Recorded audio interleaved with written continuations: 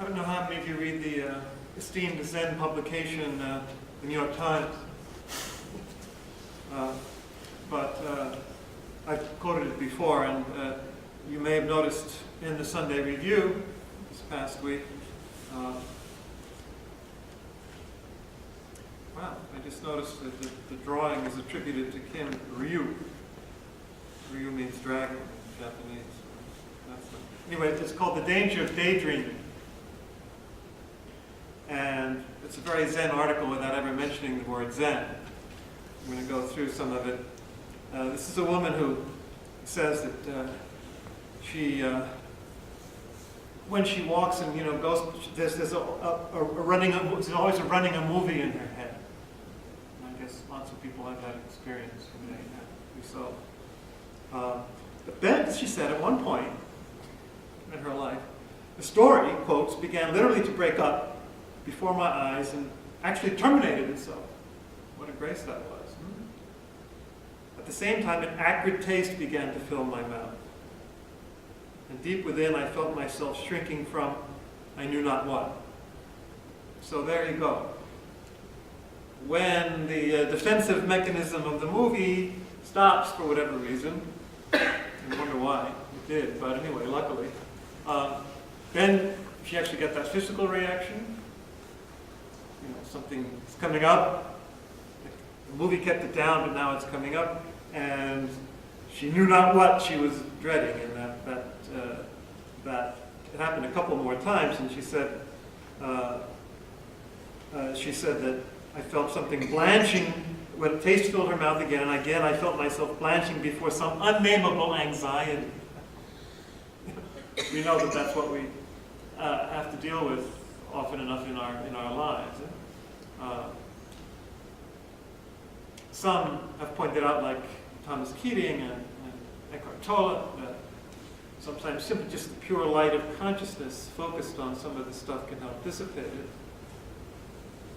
Other times we realize that it goes a lot farther and deeper, and we need to either do soul work on ourselves, by ourselves, or even better to get some psychotherapy to work through some of this stuff, this unnameable anxiety and all the other stuff that we carry with us. But see, this movie thing is a way of defending ourselves against it. Anyway, she realized that she had spent a majority of my waking time, had routinely been taken up with fantasizing, and only a narrow portion of consciousness concentrated on the here and now. This little narrow portion of consciousness, which actually is here and now, which is of course what we're trying to do in Zen or in life. The insight was stunning. So she began to realize what daydreaming had done for me and to me.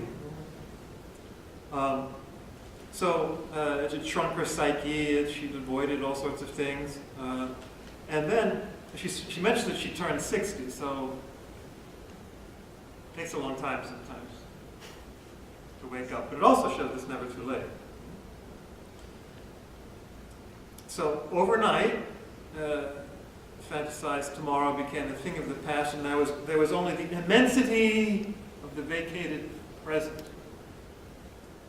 The immensity of the present. That's what the experience can be and should be.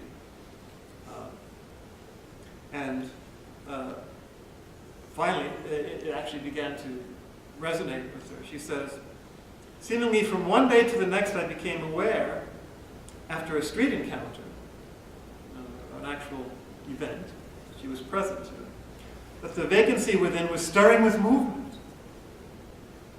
Another encounter a week later left me curiously enlivened. And the third one that did it, she says, a hilarious exchange that had taken place between me and a pizza delivery man. Okay, so anything is it. Everything is it. And she went over it and she laughed about it, and each time with deeper satisfaction. Listen to this, the last words, the last phrases of the article. Energy, coarse and rich, began to swell inside the cavity of my chest. Energy, coarse and rich, began to swell within the cavity of my chest. Time quickened. The air glowed. The colors of the day grew vivid. My mouth felt fresh. So the acrid taste disappeared because it wasn't just all bitter stuff from the past. It was the freshness of the moment, which physically was felt in all these beautiful ways that she says. A surprising tenderness pressed against my heart. The reality of reality is compassion. Love, as Eckhart says as well. Totally. So a surprising tenderness pressed against my heart with such strength, it seemed very nearly like joy. Duh. Yes. The joy of life, it's right there. And with unexpected sharpness, I became alert, not to the meaning, which is always a concept, not to the meaning, but to the astonishment of human existence. If you're not astonished at every second, you're not awake yet, with the tenderness and the joy that goes with it. It was there on the street I realized that I was filling my skin. Remember we talked about enlightenment through the body? You fill your skin, you bien dans sa peau, as it was the French who say, you feel good in your skin, you're all there. Occupying the present is her last phrase. Occupying the present. Exactly. So, truly awake. This is a wonderful commentary on what it means to wake up and become alive again once you turn off the movie projector. Just pray that in your own life, for whatever reason, the movie projector breaks down, and you have to start facing what it really is. So to move, more towards a Zen mode to talk about this, so it's truly being present without the film, without the stuff from the past. So you're really, truly like virginally present, like you're recreated. And remember, we quoted Conversations with God a few weeks ago when it spoke about the present moment. Remember the reactive versus creative. So when you're really in the moment, you shouldn't just be reacting, playing again old scripts coming from your traumas and your emotions and your projections especially, and your blinders and all of that, but to be truly, truly present and alive to the vastness, as we just heard, to feel the love and the joy. So in other words, to be creative, to be created, in a sense, as well as creative, right, in each moment. To be born again, really. It's to be die in each moment to old stuff, to the old self, and to rise, to be creative, to be created anew in each moment. So it depends on how you see, where you put the C in the word reactive or creative. You rearrange the letters, remember that? Then the final phrase is good. So life is a process of creation, and we keep living it as if it were a process of reenacting. We're always reliving or projecting all the old garbage, from our lives, instead of being new each moment and getting the fullness of what is really there, without all our projections and expectations, and fears, all that unnameable dread, anxiety, etc., which colors, at best, if not destroys, what we're actually living and exposed to. So it should be a process of creation at each moment. So it is like dying and rising. We've spoken about that before. You have to die to that old self at each moment. St. Paul says to the Corinthians, I die daily. I die every day. And really, we should be able to say, I die every moment. I think I quoted some weeks ago, I can't remember who, and I couldn't put my finger on it again, but someone who was saying something like this in terms of being awake. You get out of bed and you die. And you go down and make the coffee and you die.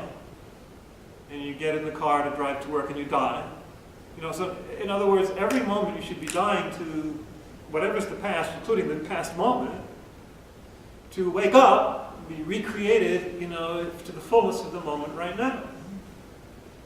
That's the challenge.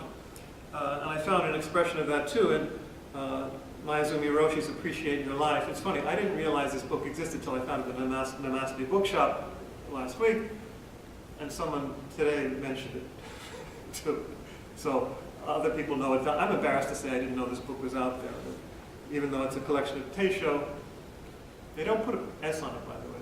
they don't call it teishos. I guess it's not an English word, maybe it's more correct to say my teisho, plural. Anyway, the founder of our white Pali Sangha of our lineage, Taizan Mayazumi Roshi, with a foreword by Bernie Glass. Anyway, in one of the teishos, he quotes Dogen, the founder of Zen in Japan. Listen to this. According to Dogen, Shakyamuni Buddha, the actual Buddha, said that in 24 hours our life is born and dying, rising and falling, 6,400,099,980 times.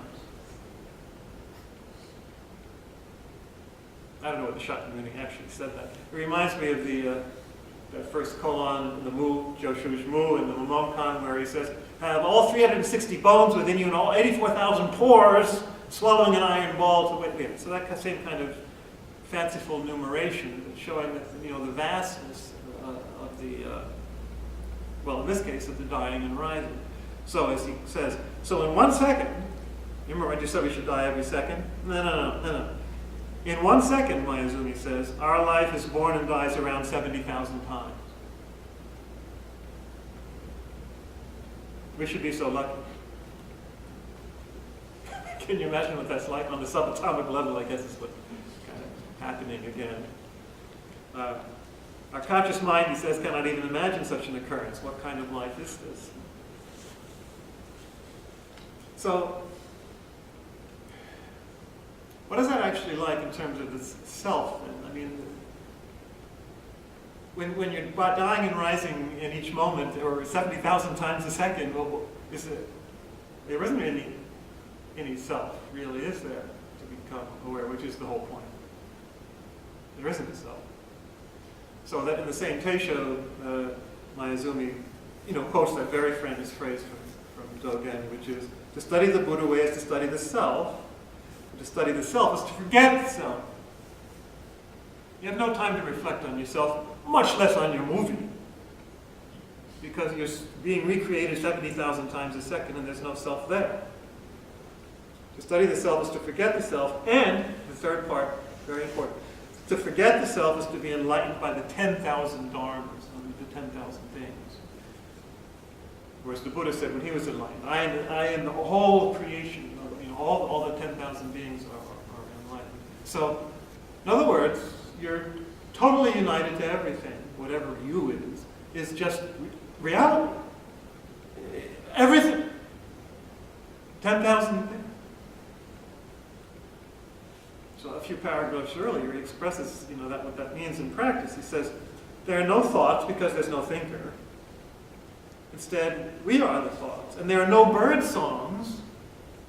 In the springtime, when you're sitting, you can hear. There are no bird songs because there are no concepts of bird songs. Instead, we are those sounds. So there's no self hearing the bird songs. There's only bird song, which is you. That's one of the 70,000 rebirths. In the same way, he says, we are the raindrops. We are the thunder and the lightning. In sitting, he says, the whole universe is revealed and manifested. It's all right here and right now. So there's no self. And one of the ways this manifests too is that we don't have a lot of memories that we go back to. One of the signs, and it sounds a little scary maybe at first, I remember talking about this once with my sister, Eileen. You don't live in your memories in your past as so many older people do. But everybody's tempted to kind of live and define themselves by their memories. I am my memories. If I don't have history, I'm not me. No. You don't go back to your memories because you're too much in the now. And besides, everything that was real about your past is here now. So you have to go looking for it. And you're better present to everything by being present to everything here and now. So you don't live in your memories. So who are you? Well, you're everything. final thing I want to share on this point is this brilliant passage from Eckhart Tolle. She makes a couple of other points, but especially the one I want to make here about, well, you're not related to your past. You don't think there's no object, subject, noticing bird songs. There's no subject thinking about the past. There's no reactive quality of the unnamed anxiety. So, what? Anyway, at the end of the chapter on the Power of Now, on the enlightened relationships, someone asks, is it not true that you need to have a good relationship with yourself and love yourself before you can have a fulfilling relationship with another person? And on one level, you can say, well, sure, I mean, love your neighbor as yourself, so you have to love yourself, otherwise you can't love somebody else. But listen to what he does with it. First of all, he says, yes, if you cannot be at ease with yourself when you are alone, which is what we should be feeling here, you will seek a relationship to cover up your unease, which is what most people do. You can be sure that the unease will then reappear in some other form within the relationship, and you will probably hold your partner responsible for it. Really good insight. All you really need to do is accept this moment fully. That's what we've been talking about. You are then at ease, no unnamed anxiety, you are then at ease in the here and now, and therefore at ease with yourself. But then he goes further. But do you need to have a relationship with yourself at all? Where's the self? Why can't you just be yourself? When you have a relationship with yourself, you split yourself into two. There's a duality. I and myself, subject and object. That mind-created duality is the root cause of all unnecessary complexity, problems, and conflict in your life. In the state of enlightenment, you are yourself. You and yourself merge into one. So you don't have any dialogue with yourself because you don't exist anyway, so who's dialoguing and with what? It's all just you all right here and now. So he says, you do not judge yourself. Imagine what a liberation that is. You do not feel sorry for yourself. You're not proud of yourself, thank God. You do not love yourself. You do not hate yourself. And so on. The split caused by self-reflective consciousness is healed. Its curse removed. When you're enlightened, he says, there is one relationship that you no longer have. The relationship with yourself. And he concludes, and once you've given that up, all your other relationships will be love relationships. Why? Because you'll be reality with the tenderness in your chest and the joy that leaps forth and the love that has no explanation. Wouldn't that be? Isn't it?